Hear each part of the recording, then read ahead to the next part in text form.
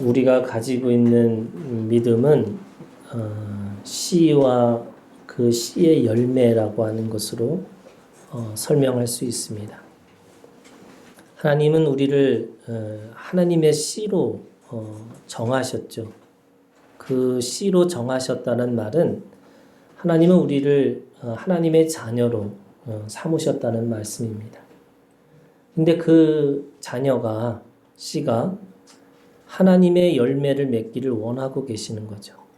저는 그 믿음이 아브라함에서부터 다윗의 믿음까지, 아브라함의 믿음이라는 것은 자녀의 믿음이고 이 다윗의 믿음이라는 것은 장성한 분량, 다시 말해서 왕 같은 제사장의 믿음을 가지고 우리에게 살라고 말씀하고 있는 겁니다. 오늘 사무엘 6장에 있는 우리가 읽은 말씀에 보면 다윗은 스스로를 하나님 앞에 주권자로 세우셨다. 하나님이 주권자로 세우셨다. 이렇게 고백하고 있습니다. 이 주권자라는 말은 치리자 또는 다스리는 자라는 뜻인데 하나님의 백성들을 다스리는 자로 자신을 세우셨다는 고백이죠. 우리가 읽은 본문을 기점으로 봤을 때 하나님이 다윗을 처음으로 이스라엘의 주권자로 삼으신 것은요, 한 20년 정도 되는 시간이 흘렀습니다.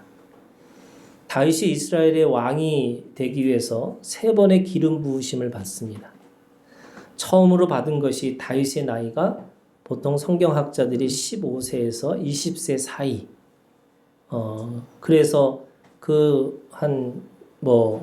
많으면 20살, 적으면 15살.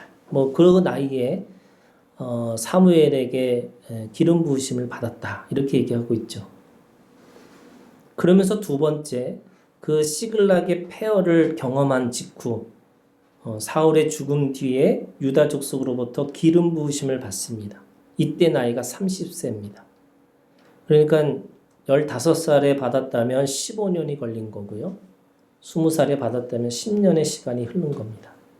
그리고 유다의 족속으로부터 받은 이후에 7년 후, 다시 말해서 사울 왕의 후세인 이 이스보셋이 왕으로 세워져서 북이스라엘의 왕으로 세워져서 7년이 지난 다음에, 그러니까 37 정도 된 거죠.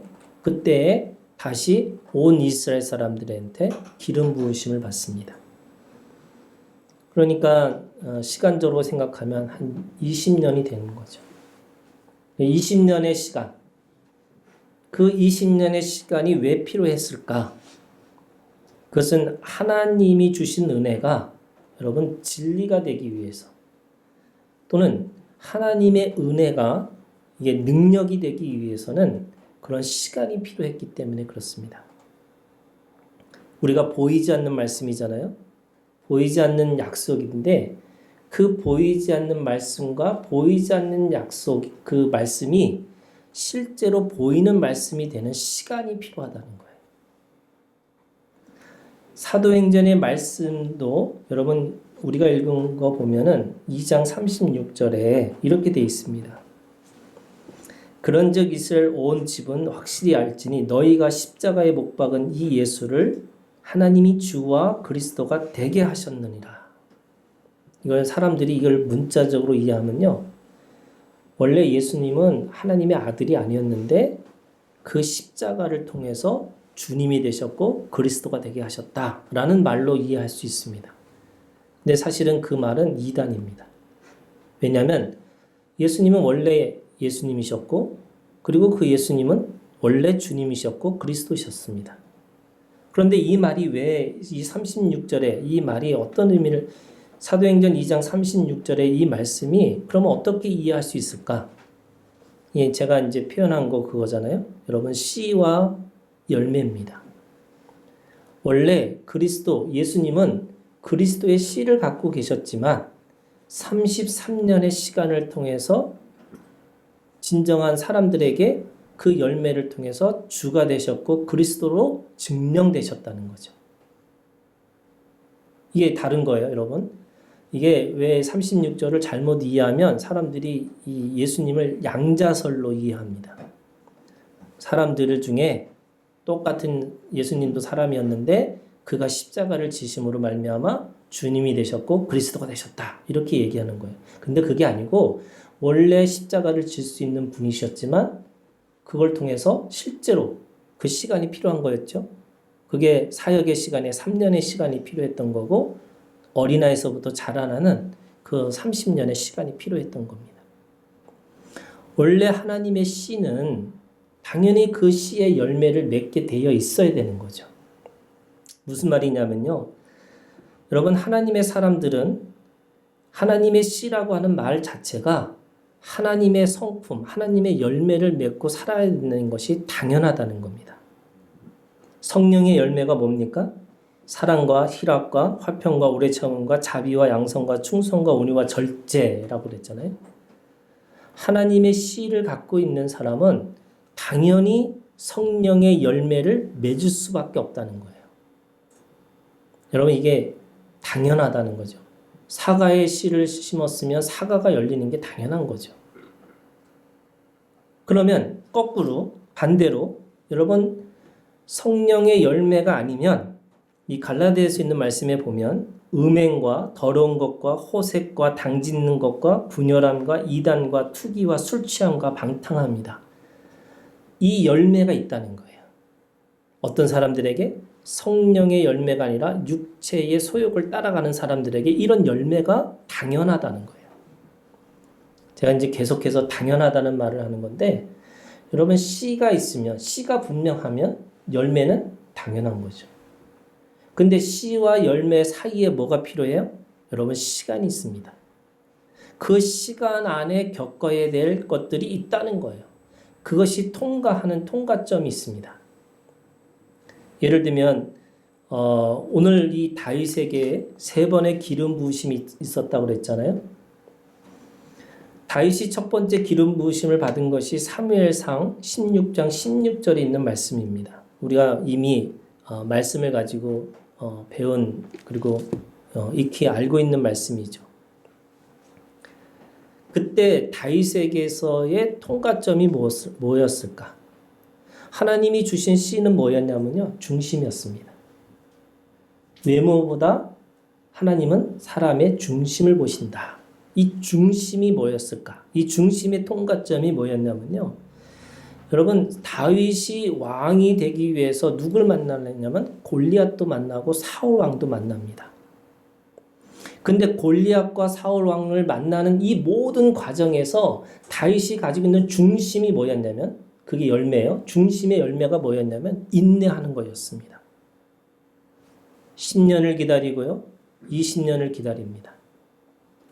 마음의 중심이 흔들렸으면 그는 인내하는 열매가 없을 것이었습니다. 그러면 다윗은 처음부터 중심이 있었죠. 그런데 그 중심이 있었다는 그 열매는 뭐냐면 인내하는 거였습니다. 그래서 그 인내가 어디까지 가냐면 두 번째의 기름 부으심까지 가는 거예요. 두 번째 기름 부으심은요. 사무엘하 2장 4절에 있는 말씀이 나옵니다. 사무엘 2장 4절에 유다 사람들이 와서 거기서 다윗에게 기름을 부어 유다 족속의 왕으로 삼았더라. 사무엘에게 받은 그 중심의 씨를 이제 두 번째 기름 부으심을 받는데 유다 사람들에게 받는 겁니다. 그런데 이때 받은 씨가 뭐였냐면요. 어떻게 보면 하나님께서 하나님의 나라로 다스리는 자로 어떻게 보면 왕관을 주신 거예요. 하나님의 왕관을 주셨습니다. 그게 어떤 거였냐면 사울 왕이 죽었을 때에 아멜렉 청년이 가져왔던 게 뭐냐면 사울의 왕관이었어요. 그러면 여러분 이게 왕이 될 사람인데 아직 왕이 된 사람이 아니에요. 그 사람에게 가장 필요한 건 뭐냐면 왕관이었어요. 왕관을 쓰지 못한 사람이기 때문에 사람들은 늘 그를 어떻게 하면 죽이려고 했고 또 그를 진짜 왕인지 의심하는 거죠. 왕관이 필요한 사람이었습니다. 그런데 그 사울의 죽음, 그 활의 노래를 들어보면 그 활의 노래에서 사울 왕과 그 요나단을 다윗은 뭐라고 얘기하냐면 그가 하나님의 왕관을 가지고 사는 사람이 아니라 하나님의 영광을 가지고 사는 사람이라고 고백합니다. 그것이 뭐냐면 그 마음의 중심의 두 번째의 열매가 뭐였냐면요. 다윗에게는 왕관보다는 하나님의 영광을 구한 거였습니다.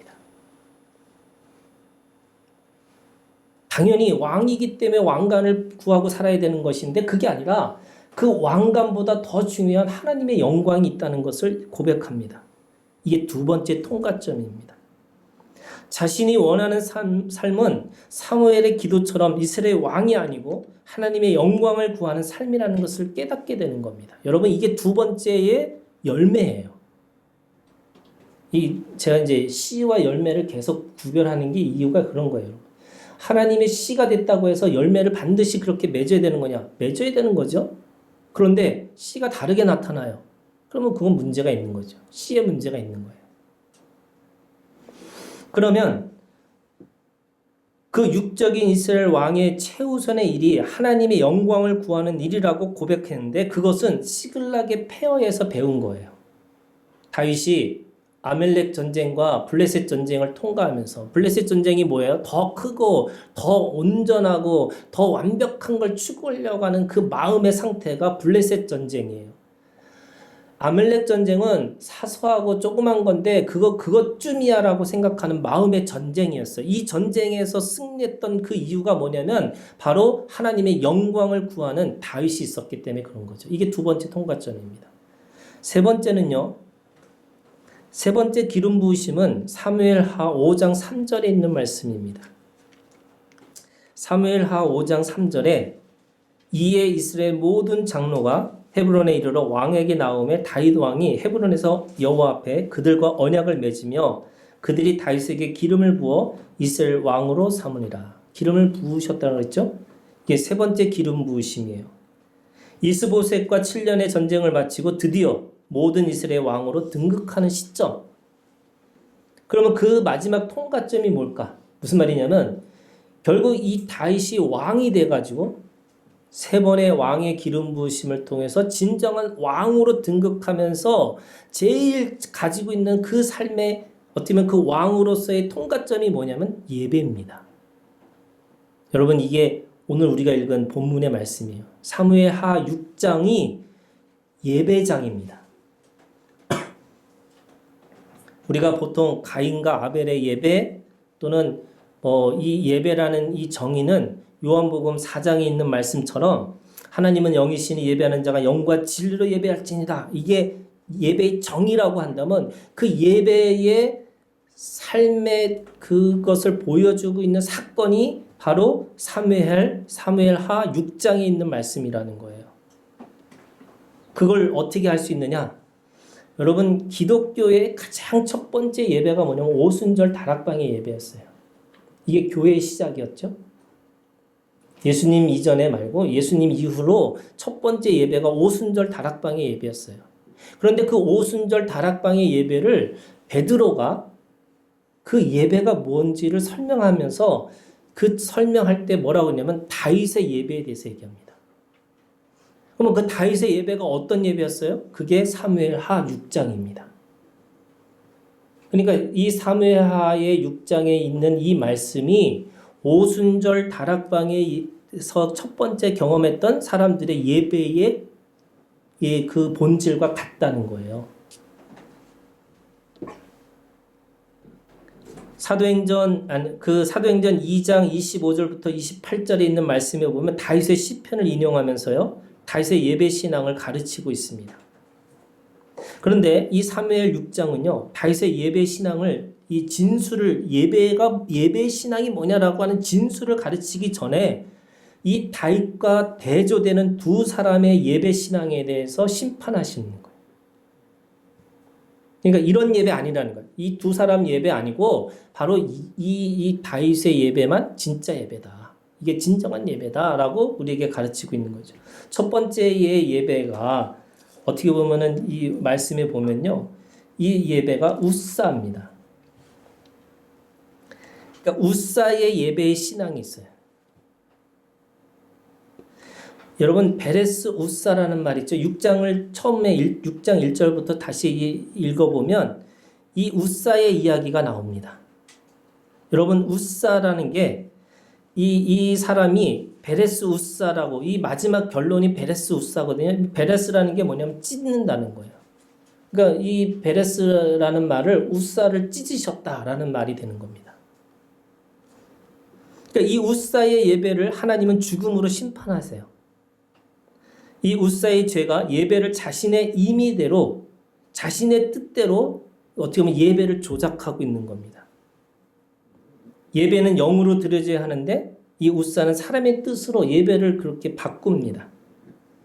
무슨 말이냐면 여러분, 이 법궤라는 것이 이 모세의 십계명과 만나와 아론의 쌍난 지팡이가 있는 이 하나님의 궤죠. 그래서 거기에 사람들은 하나님의 영광과 하나님의 임재가 있다고 믿고 있는 겁니다. 그런데 그 법궤를 나를 때 이 우사는요, 자기의 임의대로 그것을 옮깁니다. 그것이 사무엘하 6장에 3절에 있는 말씀이에요. 그들이 하나님의 궤를 새술에 싣고 산에 있는 아미다답의 집에서 나오는데 아미다답의 아들 우사와 아요가 그 새수레를 모으니라. 여러분, 이 우사가 생각했던, 고안했던 생각이 뭐냐면 새수레예요. 법궤라는 거, 이 사람에게는 그것이 하나의 그냥 상자입니다. 그리고 그 상자 안에 뭐가 담겨 있던, 그것을 나를 수 있는 최고의 꾀가 뭐냐면, 사람의 이치가 뭐냐면 바퀴 달린 그 기구를 통해서 쉽게 그걸 나르는 거였어요.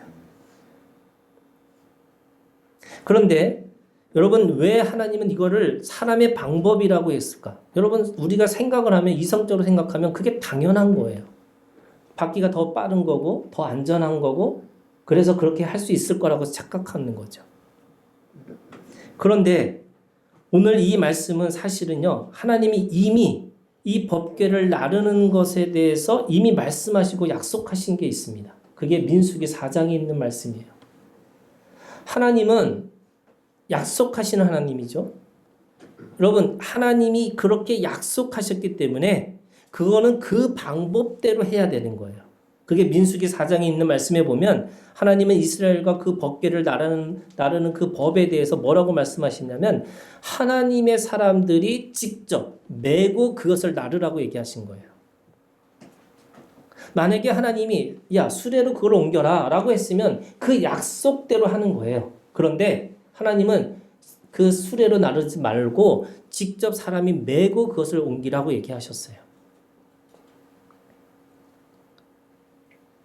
근데 우사는 생각을 한 거죠. 그 약속을 잊어버리고 사람의 생각으로, 사람의 꾀로 그거를 옮길 수 있을 거라고 생각하는 겁니다.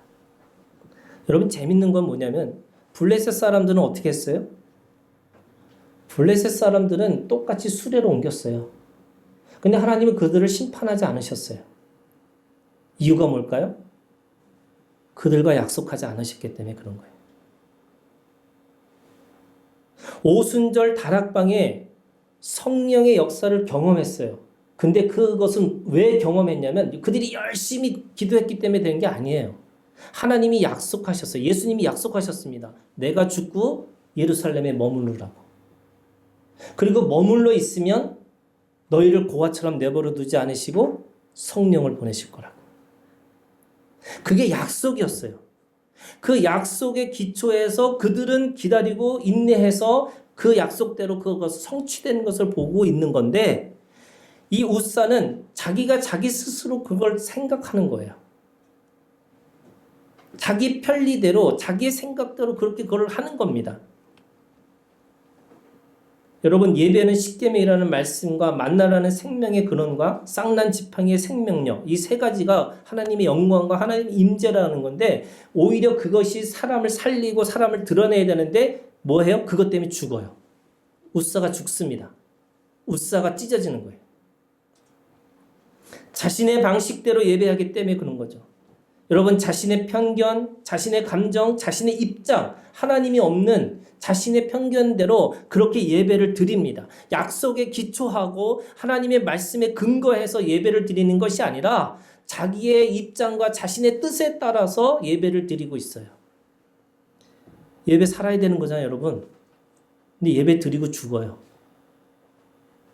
여러분, 이게 우리에게 또 다른 하나님께서 주시는 심판이에요. 오히려 믿지 않는 사람들은 그냥 믿지 않는 것 때문에 그럴 수 있다고 생각해요. 그런데 믿음의 사람들이 믿음의 약속에 기초해서 드리지 않는 예배는 죽음이라는 거예요.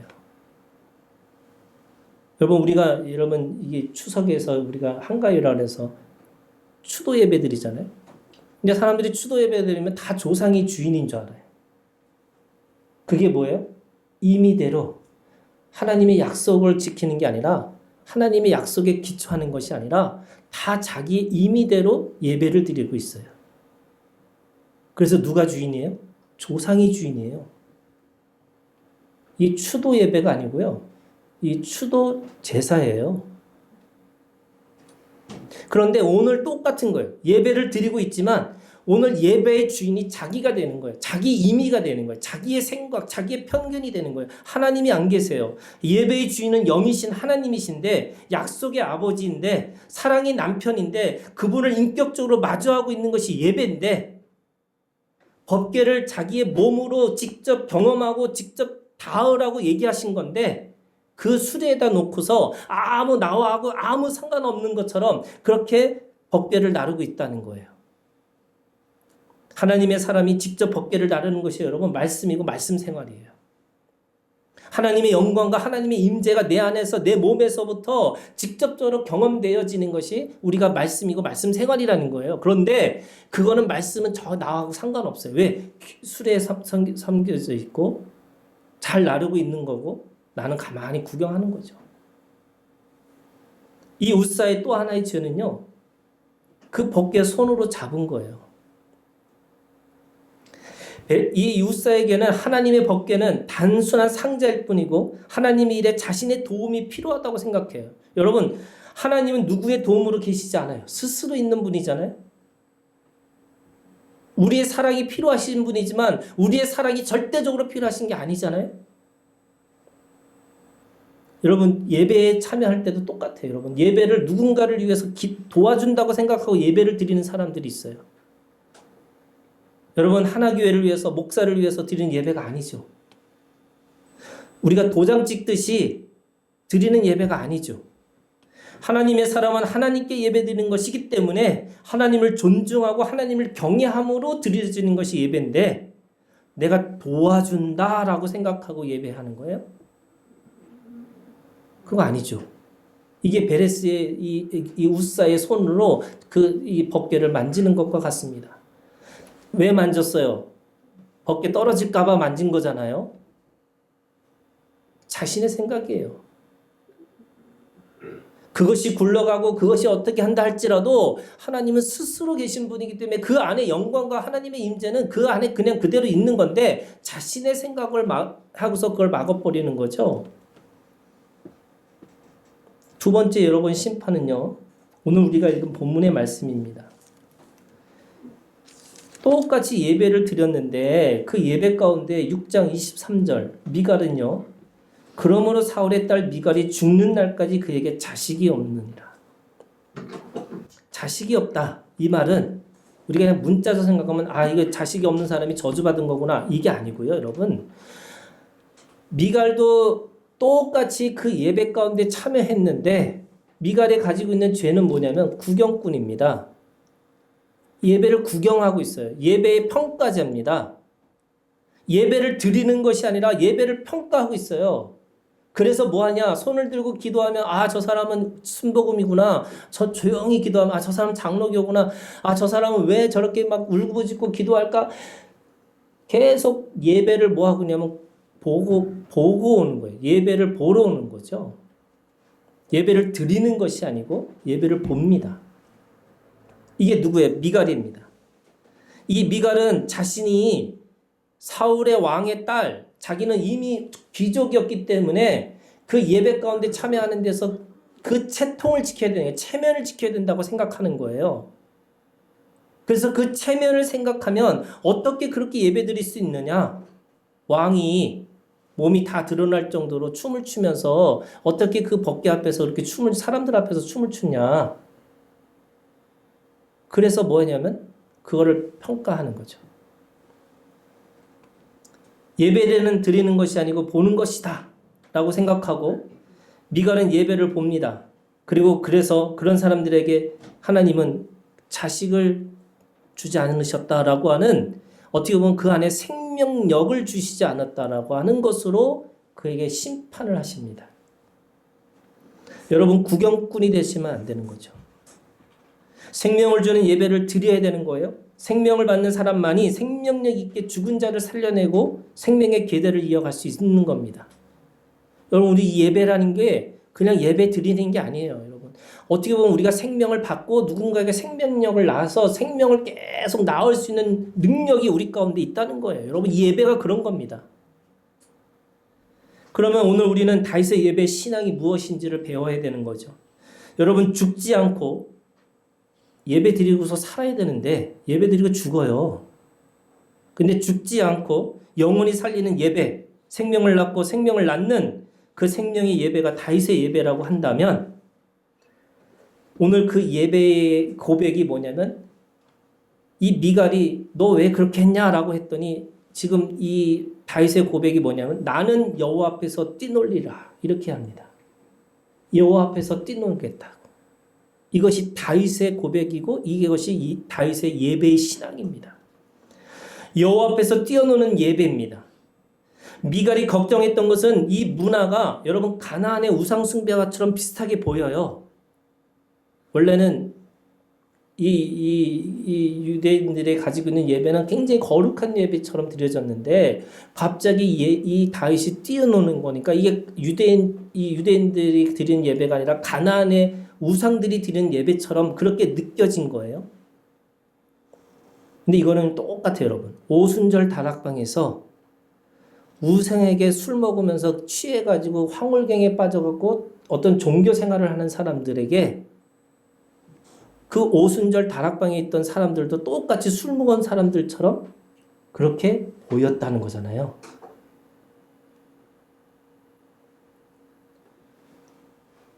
우상의 예배에서도 술을 마시고 비몽사몽간에 거짓 영의 지배를 받았고 오순절 다락방의 사람들도 술에 취한 듯 비슷해 보였습니다. 그런데 다른 게 있다는 거죠.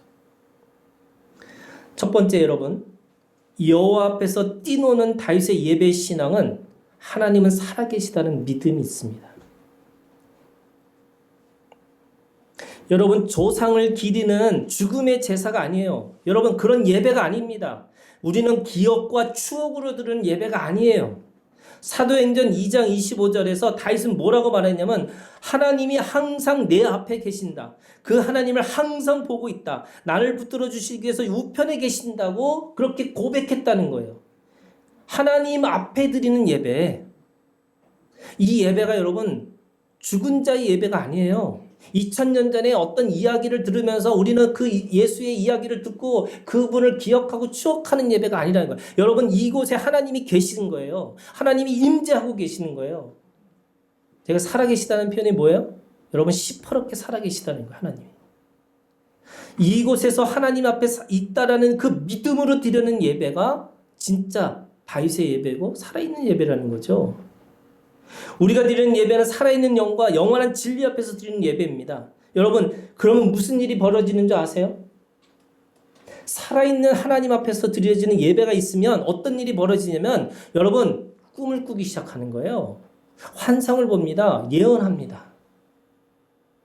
우리가 와가지고 여기 와가지고 그냥 우리가 찌든 인생, 염려와 두려움 가운데 있는 인생 가운데서 와가지고 예배 드리는데, 그 예배 드리는 것이 옛날에 어떻고 뭐 어떻고 해서 기억과 추억으로 해서 그렇게 드려지는 거, 그래서 그런 날이 있었지, 그렇게 드리는 게 아니라 하나님은 살아계시기 때문에, 그 살아계신 하나님 때문에 오늘 우리가 꿈을 꾸기 시작합니다. 여러분, 그거는 어린아이와 어른이 차이가 없다는 거예요. 여러분, 내가 아무리 나이가 많다 할지라도 그 하나님 앞에서 꿈을 꾸기 시작하는 거예요. 왜? 하나님은 살아계시기 때문에. 여러분, 꿈 꾸셔야 돼요. 여러분, 이 예배를 통해서 하나님의 환상을 보셔야 되는 거예요. 근데 왜 우리는 자꾸 뭔가 그것에 대해서 어떻게 보면 죽은 자의 예배처럼, 죽은 자의 제사처럼 왜 그렇게 예배를 드리고 있어요?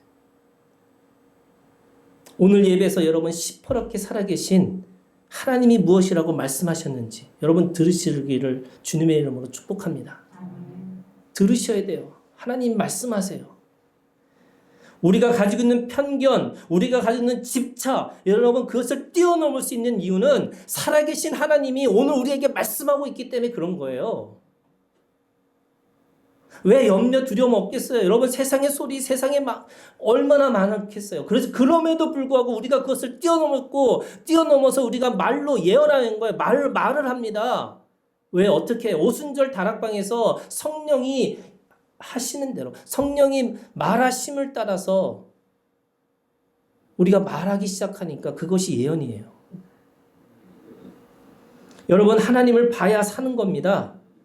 하나님의 영원한 하나님의 영의 다스림을 받으셔야 되는 거예요. 여러분 하나님을 만나야 우리가 살 수 있는 거고 여러분 예배는 죽음을 각오하고 우리가 드려지는 신앙의 열매입니다.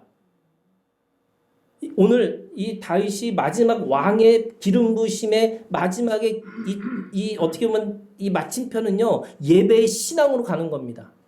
원래 왕이 했던 게 뭐예요? 여러분 사울 왕은 처음에 했던 게 뭐냐면 하나님보다 사람의 눈치를 보기 시작했다는 거예요. 왜? 자신의 권위, 자신애가 가지고 있는 것들을 지켜내기 위해서 하나님보다 사람의 그 평가가 더 중요했기 때문에 그런 거예요. 그런데 다윗은요, 왕이 되고 나서, 진짜 왕이 되고 나서는 하나님 앞에 예배하는 자가 됐다는 거예요. 그런 의미에서 여러분, 우리가 하나님 앞에 예배는 선택의 문제가 아니고요. 여러분, 존재입니다. 우리가 왕 같은 제사장의 열매가 어디서 나타나느냐? 여러분 예배 드리는 것부터 시작하는 거예요. 예배는요, 여러분 아무나 드리는 게 아니에요. 예배는 진짜 자유인만 드릴 수 있는 게 예배입니다. 종은요, 주인의 종교에 따라가는 거예요. 종은요, 노예는 일하는 자예요. 근데 일을 멈추고 생각을 멈추고 그 멈출 수 있는 능력이 뭐냐면 예배하는 자입니다. 그런데 그 예배가 살아있는 예배예요. 내가 하나님을 만나고 내 옆에 하나님이 계심으로 말미암아 그 하나님이 주시는 능력으로 말미암아 내가 오늘도 그 생명력을 가지고 살 수 있다는 거예요. 오늘 두 번째 여호와 앞에서 뛰노는 다윗의 예배 신앙은요 어린아이 같이 된다는 거예요. 예배의 언어가 뭐예요? 여러분 무릎을 꿇는다는 의미가 있어요. 손을 드는 거예요. 내가 몸을 낮추고 손을 들어서 주님의 은혜를 구하는 시간이 예배의 시간입니다. 그럼 여러분들의 마음속에 뭐가 있어야 되냐? 어린아이 같은 마음이 있으셔야 되는 거예요. 성령이 말하심을 따라 말하는 것이 방언이라고 한다면 세상 사람들이 보기에 그들이 취한 것처럼 보였지만 여러분 그 기쁨의 표현이에요. 그 기쁨의 표현이 있으셔야 돼요.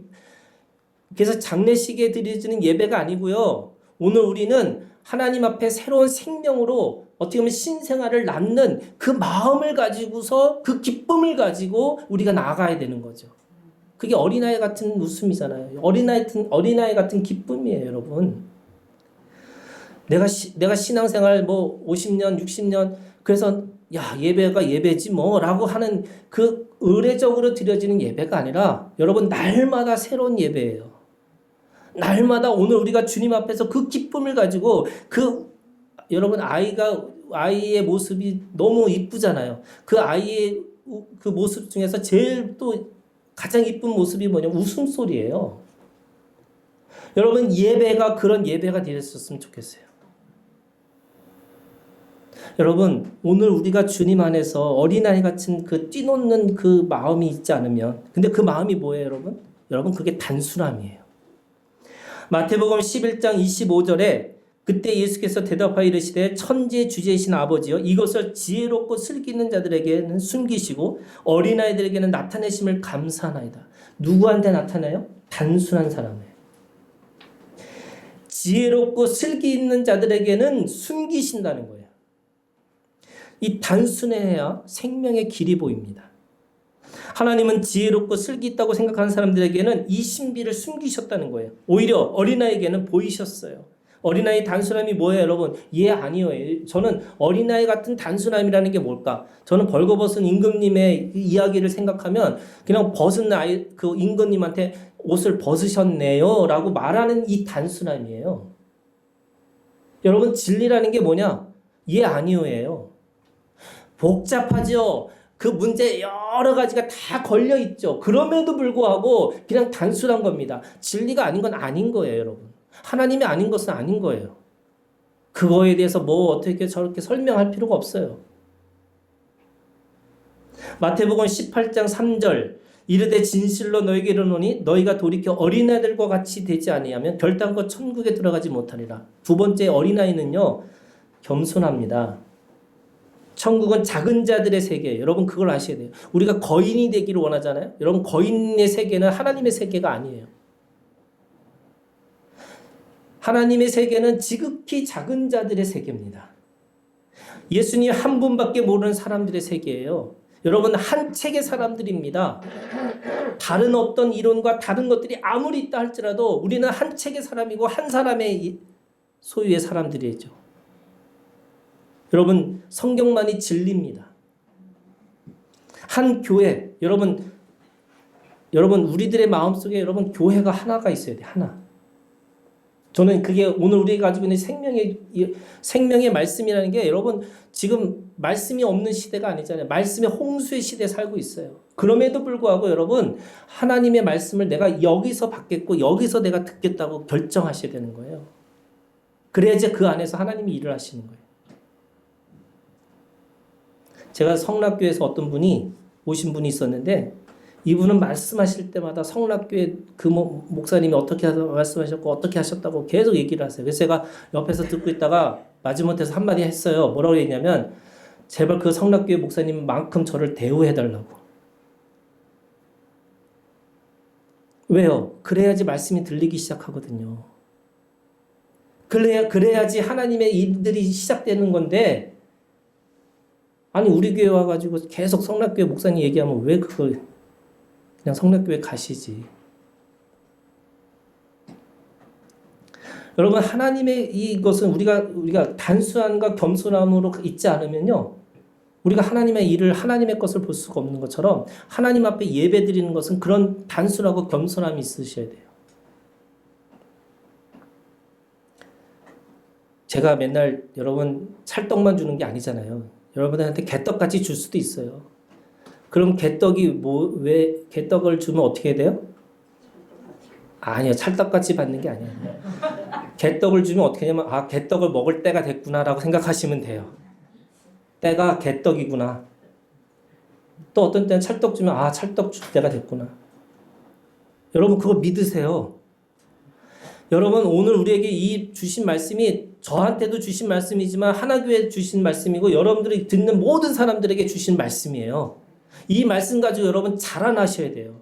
이 말씀 가지고요. 하나님 앞에 하나님의 일들을 감당하고 계셔야 돼요. 그러려면 이 예배 가운데 이 예배의 말씀 가운데 여러분 집중하셔야 돼요. 어디 가서 어디 말씀 듣고 어디 가서 어디 말씀 그거는요. 다 간식이에요. 여러분 주식을 잘 받기를 주님으로 축복합니다. 네. 세 번째 여러분 여호와 앞에서 뛰노는 다윗의 예배 신앙은요. 생명의 열매가 반드시 있어야 되는 거죠. 믿음은 행함이에요. 믿음의 역사가 일어나야 진짜죠. 여러분 노력해서 열심히 해서 얻는 것은 세상 사람들도 똑같아요. 열심히 노력해서 열심히 내가 해서 얻어지는 게 아니라 그거보다 더한 것들을 받아내는 역사가 있으셔야 돼요. 그게 어디서부터 보여져야 돼요? 여러분 예배에서부터 시작돼야 돼요. 예배가 뭐냐? 기적의 시작이에요. 예배가 뭐냐? 기적을 경험하는 첫 번째 이게 예를 들면 엘리야가 이 작은 먹구름을 보면서 뛰어내리면서 비가 올 거라고 하는 것을 알았듯이 이 예배에서 여러분 먹구름을 보시는 거예요. 뭐냐? 하나님이 일하시는 하나님이 기적을 하나님의 신비를 하나를 딱 본 거예요. 그래서 그 힘을 가지고 내가 살아갈 수 있다는 거죠.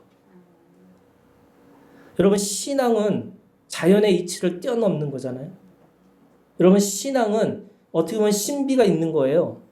신앙은 역전이고 신앙은 역설이고 신앙은 그 안에서 이루어지는 하나님의 능력이에요. 다윗이 미갈에게 무엇라고 말했는가? 수준이 낮아지고 더 낮아지면 하나님은 높이시고 높이신다는 거잖아요. 이 원리를 미갈에게 여러분 분명하게 증언하고 있는 게 다윗의 고백입니다. 이게 하나님 나라의 계산법이에요. 여러분 나누고 베풀고 섬기면 없어지는 것이 없어져서 노예가 되는 것이 아니고 하나님의 나라의 주인이 된다는 거잖아요. 여러분 죽으면 산다는 거예요. 이게 신앙의 역설이고 신앙의 신비예요. 먼저 된 자가 나중 되는 거예요. 나를 위해서 살면 죽는 것이고 남을 위해서 살면 사는 것이라고 말씀하고 있어요. 하나님 앞에서 낮아지면 하나님은 인생 가운데서 반드시 높이실 것이라고. 여러분 이게 다윗의 실제예요. 이것이 다윗의 열매예요. 예배의 열매가 분명합니다. 내가 하나님 앞에 낮아지면 이게 뭐예요? 예배하면 하나님이 나를 높이시고 높이실 거라고. 사울은 거꾸로 했어요. 하나님은 무시하고 사람의 평가에 거기에 얽매여서 사람을 높이고 높이니까 자기 스스로가 계속 하나님 앞에서 작은 자가 되는 거죠. 여러분 하나님 앞에서 능력이 하나님의 그 신비가 드러나는 그 열매가 있기를 주님의 이름으로 축복합니다. 살아있는 하나님 앞에서 살아있는 찬양과 노래로 주님을 예배하는 다윗의 신앙을 여러분 믿으시기를 바랍니다. 이 신앙이 예수 그리스도를 믿는 신앙이라고 말하는 거예요. 예수를 믿는 신앙은 여러분 기적과 신비가 일어나는 거예요. 죽은 자가 일어나는 거고 그 죽은 자가 영원히 사는 것이고 그분이 주가 되시고 예수 그리스도가 됐다고 말씀하고 있는 겁니다. 여러분 오늘 우리가 그 믿음을 가지고 주로 그리스도로 여러분 다시 회복되고 다시 돌아가는 우리의 믿음이 되기를 주님의 이름으로 축복합니다. 기도하겠습니다.